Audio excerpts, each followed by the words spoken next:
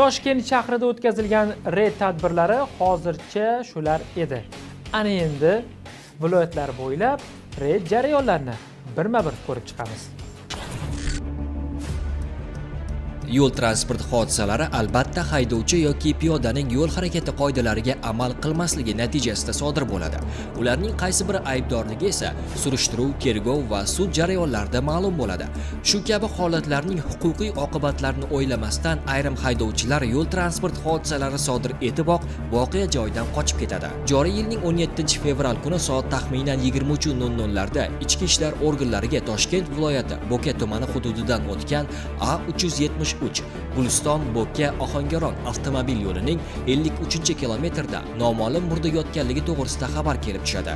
Voqea to'g'risida xabar olingani zahoti qochib ketgan haydovchini aniqlash yuzasidan tezkor tadbirlar boshlab yuboriladi. Toshkent viloyati yo'l harakati xavfsizligi xizmati xodimlari tomonidan hodisa sodir bo'lgan kunning ertasi kuni gumondor va uning mashinasi topiladi. Ushbu hodisa bo'yicha ma'lumot kelib tushgandan so'ng Toshkent viloyati bo'ylab qidiruv hamda surishtiruv ishlari amalga oshirildi. Bunda maxsus avtomatlashtirilgan foto-video qayd etish moslamalariga tasvirga muhrlangan tasvirlar tahlil qilinganda mazkur jinoyatda gumondor shaxs Sirdaryo viloyatida tug'ilgan bo'lib, u o'ziga tegishli Isuzu rusumli avtotransport vositasida sodir qilganligi ma'lum bo'ldi. Olib borilgan surishtiruvlarga ko'ra, ushbu jinoyatni Sirdaryo viloyatida istiqomat qiluvchi 1994-yilda tug'ilgan fuqaro Isuzu rusumli yuk avtomobilida sodir etganligi ma'lum bo'ldi. Qop-qorong'i yo'lda o'zimni birinchi polosada 60 tezlikda turmas edi, o'ng polosada. O'ng polosani chiziqdan sal bir yarim metrcha bu yerda o'tirib olgan. Mana shu holatda o'tirib olgan mana. Oldida narsalari chochilib o'tirdi. Ko'rdimmi, 5 metrlar masofa qolmadi. Burib o'tdim. Ya'ni keyin tegmadi deb o'yladim men o'zim, to'g'risi. O'tdim-u nariyoqqa borib to'xtab, mashinani ko'rmadim, qaramadim. Ya xudoga tegmadi deb o'zim baqirib yubordim yo'lda. Keyin shu bilan haydadim, yo'lni davom etdim. Tegmagan bo'lsa yo'ldas uyotgandir deb tegmadi o'yladim. Qo'rqib ketib, o'zim ham urmam deb o'yladim, chunki tovush eshitmadim-da. Urmam deb o'ylab, o'zim baqirib olib, to'xtab mashinadan tushib, qarasam tomonga osilib turibdi ekan.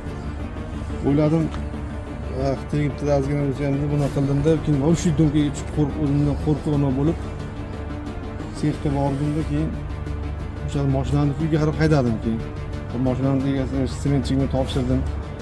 Uyga borib, oxirida keyin ko'zimdan yosh chiqib ketyapti, tangirga. Eslasam u yosh chiqib ketadi. Buni shu narsani ko'rsam. Holat yuzasidan Jinoyat kodeksining 117 va 266 moddalariga ko'ra jinoyat ishi qo'zg'atilib, gumondor ehtiyot chorasi sifatida qamoqqa olingan. Avtopatrul har doim shu mavzuga albatta to'xtaladi. Bu ijtimoiy tarmoqlar. Afsuski so'nggi paytda targ'ibot ishlari olib borishga qaramasdan baribir qo'shtirnoq ichidagi yulduzlar paydo bo'lmoqda. Hozirgi lavhamizda maktabga avtomobil haydab borgan o'quvchi haqida gap boradi. Ota-onalar, diqqat qiling. Olib borilayotgan targ'ibot ishlariga qaramasdan hali hamon guruh bo'lib harakatlanayotgan va avtomobiliga taqiqlangan vositalar o'rnatayotgan haydovchilar uchrayapti. Ana shunday holatlarning biri O'rta Chirchiq tumanida kuzatildi. Bunda fuqarolar tomonidan qilingan qoidabuzarliklar tasvirga olinib, ijtimoiy tarmoq sahifalariga joylashtirilgan. Qoidabuzar haydovchilarning barchasi aniqlandi. Tarqalgan video yuzasidan transport vositalari jarima maydoniga joylashtirildi. Ya'ni bularda guruh bo'lib harakatlanish va transport vositalariga man etilgan vositalarni o'rnatib olish bo'yicha ma'muriy bayonnomalar rasmiylashtirildi. Nimaga bunaqa qo'shimcha vositalar keyin boshqa harakat xalaqit berib qarama-qarshi yurib Bir kun to'yga harakat qilib taquvdik. Taquvdik. Lekin bu narsa mumkin emas-ku. To'g'ri, mumkin emas. Zo'r endi. Shunaqa bo'lib qoldi. Qiziq holat qaytiladimi boshqa? Yo'q, Siz adashmasam Equinox haydovchisiz. Siz ham videoda ko'rib turibmiz, ya'ni qo'shimcha vositalar, guruh bo'lib harakatlangansiz.